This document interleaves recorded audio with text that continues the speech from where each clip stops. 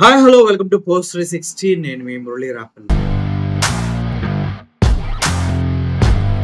బొలిశెట్టి సత్యనారాయణ అనే వ్యక్తి మీ అందరికి తెలుసా ఆయన? బొలిశెట్టి సత్యనారాయణ అనే వ్యక్తి ఒక పొలిటీషియన్.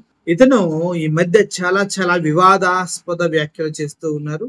ఈ బొలిశెట్టి సత్యనారాయణ అనే వ్యక్తి జనసేనకు చెందినటువంటి ఒక నాయకుడు అన్నమాట. సో గతంలో పవన్ కళ్యాణ్ గురించి కూడా చాలా గొప్పగా ఈయనే దేవుడు ఈయనే సర్వస్వం అని మాట్లాడిన ఈ బొలిశెట్టి గారు ఒక చెత్త కామెంట్ నిన్న చేయడం జరిగింది.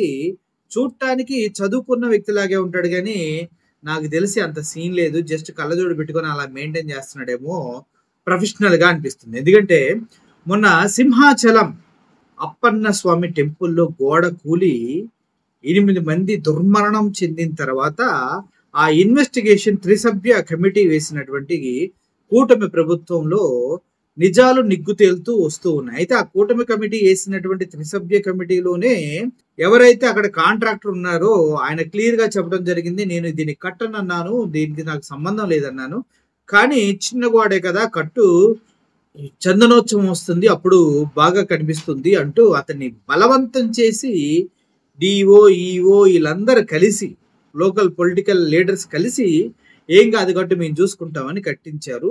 అంతా నాసిరకంగా కడతాం కరెక్ట్ కాదని నేను చెప్పాను అని ఆయన చెప్పాడు. అయినా కూడా మన బొలిశెట్టి గారికి మతిస్థిమితం సరిగా లేదు, ఆయనకు అర్థం కాలేదు. ఆయన ఇంకో కోణాన్ని అన్వేషిస్తున్నారు. ఇట్లాంటి వాళ్ళు రంధ్రాన్వేషణలో ఆరితేరిపోతూ ఉంటారు, చివరికి వారి రంధ్రాల్లోనే అన్ని పెట్టించుకుంటూ ఉంటారు. అటువంటి క్రమంలో ఈ బొలిశెట్టి గారు చేసినటువంటి కామెంట్స్, ఆయన మాట్లాడిన మాటలు చిరాకు తెప్పించే విధంగా ఉంటాయి. ఎందుకంటే ఆయన మాట్లాడింది ఏంటి, ఈ గోడ కట్టడానికి కాంట్రాక్టర్ గత జగన్మోహన్ రెడ్డి హయాంలో ఋషికొండ పైన కట్టినటువంటి స్ట్రాంగెస్ట్ బిల్డింగ్స్ కి కాంట్రాక్టర్ అంట. అర్థమైందా?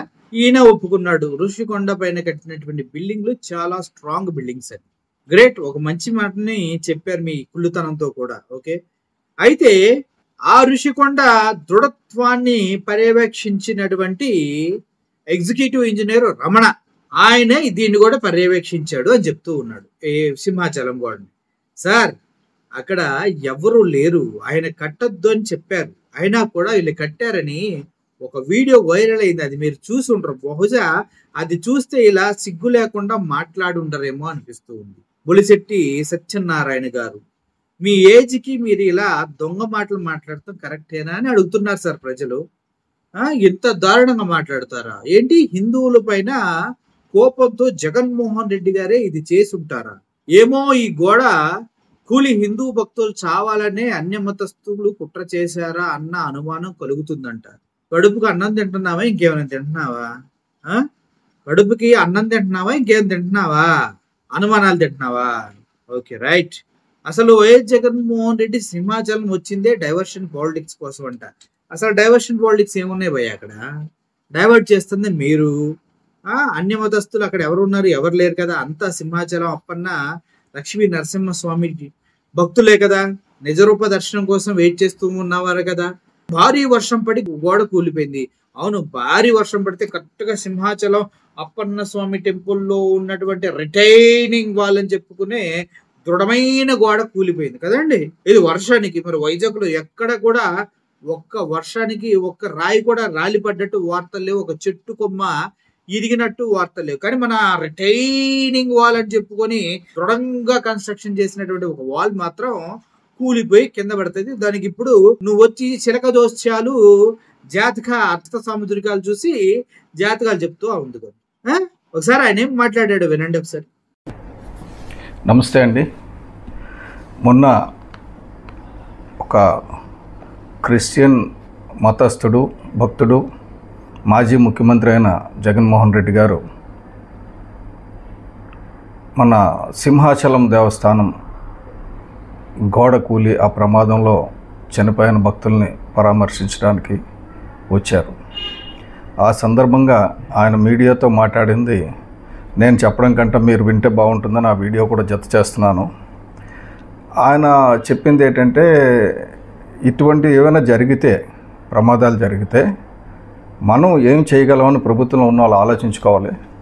నేను గతంలో గ్యాస్ అదే ఏమంటారు మన ఎల్జీ పాలిమర్స్ తాలూకా గ్యాస్ దీంట్లోని యాక్సిడెంట్లో చనిపోయిన వాళ్ళకి ₹1 కోటి ఇచ్చాను అన్నారు.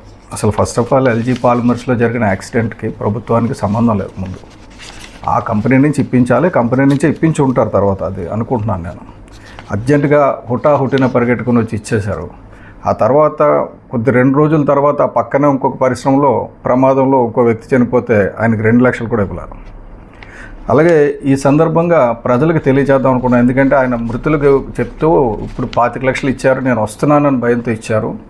కాబట్టి నేను మళ్ళీ వస్తే ఆ మిగతా అమౌంట్ ఎంత ఇవ్వలేదో అంత అమౌంట్ నేను వస్తే తప్పనిసరిగా ఆ బాధితులందరికీ మిగతా డబ్బు ఇచ్చేస్తాం. ఒకవేళ 25 లక్షలు ఇచ్చేటట్టయితే నేను వచ్చి 75 లక్షలు ఇస్తానని చెప్పడం జరిగింది.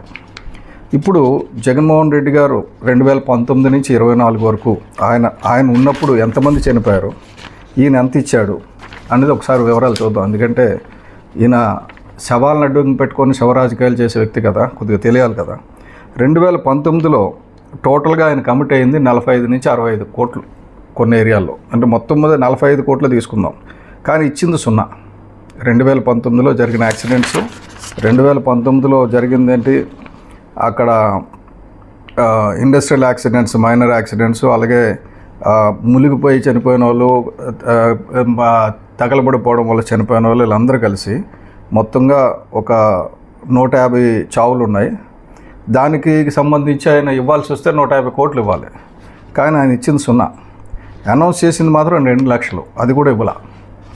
తర్వాత వైజాగ్ గ్యాస్ లీక్లో ఆయన 13 మందికి 13 కోట్లు అనౌన్స్ చేశారు. ఆ తర్వాత బాధితులు ఎంతమంది ఉన్నారు, ఆ తర్వాత కమిటీ ఇచ్చిన రిపోర్ట్లో ఏమైనా 1% అయినా ఈయన యాక్షన్ తీసుకున్నాడా అని ఆ ఎల్జీ పాలిమర్స్ బాధితులను అడిగితే చెప్తారు. ఇప్పుడు నిజంగా అక్కడికి వెళ్తే చెప్పు తీసుకొడతారు ఆయన. అలాగే విజయవాడ కోవిడ్ ఫెసిలిటీలో హాస్పిటల్ తగలబడిపోతే, అంటే కోవిడ్లో చికిత్స పొందుతున్న వాళ్ళు అక్కడ ఫైర్ యాక్సిడెంట్ జరిగితే అక్కడ కుటుంబానికి 10 మంది చనిపోతే కుటుంబానికి 50 లక్షలు ఇచ్చారు. మరి అక్కడ ఎందుకు ₹1 కోటి ఇవ్వలేదు? అది కూడా 50 లక్షల హాస్పిటల్ ద్వారా ఇప్పించారు. తర్వాత సైక్లోన్ నివార్ తుఫాన్లో కానీ 20 మంది చనిపోతే అక్కడ ₹2 నుంచి ₹5 లక్షల ప్రకటించారు. అక్కడ ఎందుకు ₹1 కోటి ప్రకటించలేదు? అలాగే చాలా ఉన్నాయి. 2020 సంవత్సరంలో మొత్తం ఈయన ఎస్టిమేటెడ్ కాంపన్సేషన్ అది చెప్పింది 80 కోట్లు, ఇచ్చింది 13 కోట్లు. ఇది పరిస్థితి. అలాగే 2022లో చూసుకుంటే, 21లో చూసుకుంటే గులాబ్ సైక్లోన్ ఒకటి, అది 10 మంది చనిపోయారు, దానికేమో ₹2 లక్షల అనౌన్స్ చేశారు. అలాగే చాలా ఇన్సిడెంట్స్, మిగతా రకరకాల ఇన్సిడెంట్స్లో రాష్ట్రం అంతా కలిపితే ఒక 150 మంది చనిపోయారు, దానికి ₹2 లక్షల చొప్పున అనౌన్స్ చేశారు. కానీ ఇచ్చింది మాత్రం వాళ్ళు 2 కోట్లు ఇచ్చారు కాంపన్సేషన్ మొత్తం సంవత్సరం అంతా కలిసి. కానీ కమిట్ అయిందేమో 57 కోట్లు. అలాగే 22 నెల్లూరులో స్టాంపీడ్, అది తెలుగుదేశం ఫంక్షన్లో రోడ్ షోలో చనిపోయిన వాళ్ళు 8 2 లక్షలు చొప్పున ఇచ్చారు. అంటే అది కూడా ప్రభుత్వం బాధ్యతే కదా, ఎందుకంటే ఏదైనా ఫంక్షన్ జరుగుతుందంటే బందోబస్తు కల్పించాల్సింది పోలీసులే కదా. ఆ వ్యవస్థ లోపం వల్ల జరిగింది కదా, మరి వాళ్ళందరికీ కూడా ₹1 చొప్పున ఇస్తారా? అలాగే అప్పుడు ఆయన కన్ఫర్మ్ చేసిన కాంపన్సేషన్ ఏమో, ఇచ్చిన కాంపన్సేషన్ ఏమో 16 లక్షలు, ఒప్పుకున్న కాంపన్సేషన్ 2022కి 55 కోట్లు. అలాగే మిగతా ఇన్సిడెంట్స్ 2023లో జరిగిన ఇన్సిడెంట్స్కి ఆయన ఇచ్చింది 0, ఒకరికి ₹1 ఇవ్వాల, కానీ చెప్పింది 55 కోట్లు. అంటే జగన్మోహన్ రెడ్డి చెప్పిన దానికి చేసిన దానికి మాట తప్పుడు మడం తిప్పుడు అంటారు కదా. అలాగే 2024 ఏప్రిల్ వరకు జరిగిన ఇన్సిడెంట్స్ చూస్తే టోటల్గా 100 మంది చనిపోయారు. అందులో ఈయన 2 లక్షలు చొప్పున ఇస్తానన్నా కూడా ఎంతో కొంత ఇవ్వాలి, ₹1 కూడా ఇవ్వలేదు. కాబట్టి ఆ సంవత్సరం కంప్లీట్ అయ్యేసరికి ఇచ్చిన కాంపన్సేషన్ 0, ఇస్తానన్న కాంపన్సేషన్ 29 కోట్లు. ఇది జరిగిన చరిత్ర. ఇది ఒక పక్కన పెట్టేద్దాం. దీనికంటే ఇంపార్టెంట్ ఏమంటే మనం చూడాల్సింది, మొన్న సింహాచలంలో ఇది కడితే గోడ దీనిలాగా ఇది ఫ్లెక్సీలాగా ఊగిపోయింది కాబట్టి అందరూ చెప్తున్నారు అని చెప్పారు కదా ఈయన. కాబట్టి ఆ ఫ్లెక్సీలాగా ఊగిపోయిన గోడ కట్టడానికి ఆర్డర్ ఎవరు ఇచ్చారండి, ఎప్పుడు ఇచ్చారండి? ఈయన ఆర్డర్ ఇచ్చిందేమో, అంటే పాస్ చేసిందేమో 22 మే 2023, ఆర్డర్ ఇచ్చిందేమో 17/8/2023. అంటే రోజక్క గారు టూరిజం శాఖ మంత్రిగా ఉండగా జగన్మోహన్ గారు ముఖ్యమంత్రిగా ఉండగా ఇచ్చింది. సంవత్సరం లోపల కంప్లీట్ చేయాలని. ఈ ఆర్డర్ ఇచ్చిన తర్వాత 9 నెలలు వాళ్ళ అధికారంలో ఉన్నారు, కంప్లీట్ చేయాల. కానీ ఆదరాబాదరాగా ఎందుకు కట్టారంటే ఆర్డర్ క్యాన్సిల్ చేసేస్తారన్న భయంతో ఎవరి దగ్గర నుంచి సూపర్వైజేషన్ పర్మిషన్స్ తీసుకోకుండా అక్కడ ఒక టూరిజం ఎగ్జిక్యూటివ్ ఇంజనీర్ గారు ఉన్నారు, రమణ గారిని, ఆయన పర్యవేక్షణలో జరిగింది. ఈ రమణ గారు ఎవరంటే ఇదివరకు జగన్మోహన్ రెడ్డి గారు టూరిజం ప్రాజెక్ట్ కింద అక్కడ కట్టారు కదా, జగన్మోహన్ రెడ్డి గారు ప్యాలెస్ కట్టారు కదా, ఎంత గట్టిగా కట్టారు చూసాం కదా, బాగా కట్టారు. అంత గట్టిగా కట్టిన అతని సారథ్యంలో ఇంత కూలిపోయే గోడ ఎందుకు కట్టారు అంటే ఏమైనా ఇది కూలిపోవాలనే ఉద్దేశంతోనే కట్టారా అన్నది ఒక అనుమానం ఇప్పుడు. ఎందుకంటే ఇది దీపం పథకం కింద కేంద్ర ప్రభుత్వం తీర్థయాత్ర స్థలాలను పునరుద్ధరించడానికి, అలాగే చారిత్రాత్మక ఆధ్యాత్మిక వారసత్వ సంపదని భావితరాలకు అందించడానికి, దాన్ని పదిలపరచడానికి అయ్యే ఖర్చుని కేంద్రం భరిస్తుంది.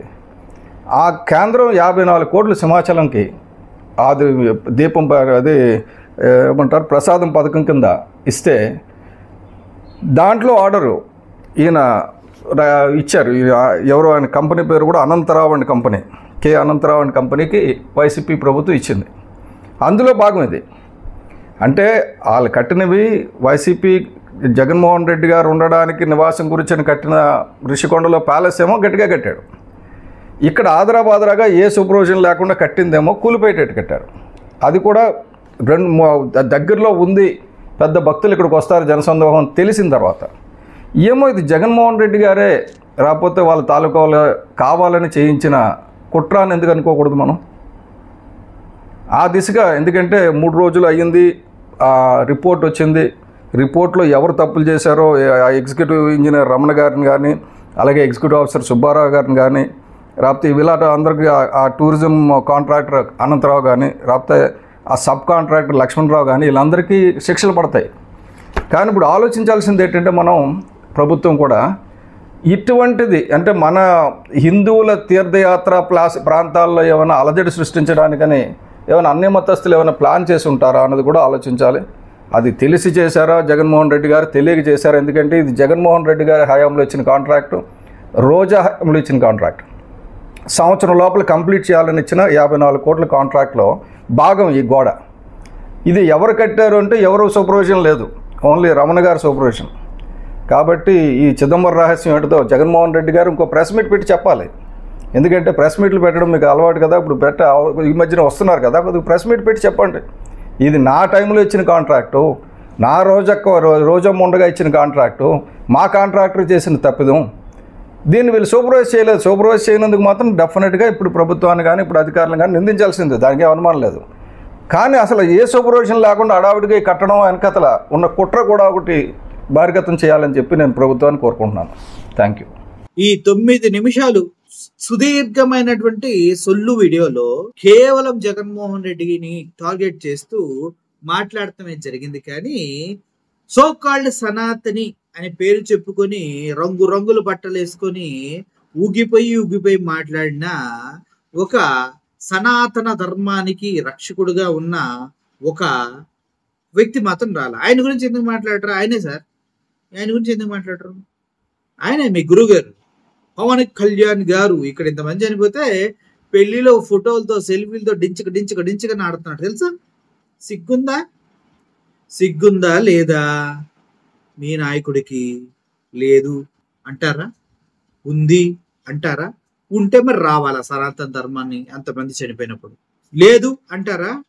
లేనోడు కూడా రావాలా, ఎందుకంటే సనాతన ధర్మం అని చెప్పుకున్నాడు కాబట్టి కంపల్సరీగా రావాలి. కానీ రాలేదే.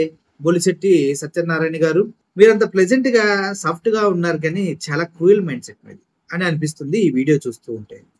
ఇంకో వర్షన్ లో దర్యాప్తు చేయాలంటే చేసుకోండి. త్రిసభ్య కమిటీ అంటూ ఒక నివేదిక ఇచ్చింది కదా, దాని ప్రకారం వెళ్దాం. ప్రస్తుతానికి మిమ్మల్ని చూస్తే నవ్వు వస్తుంది, మీ ఏజ్ని చూస్తే జాలేస్తుంది. Thank you for watching this video. Murali signing off. Thank you so much.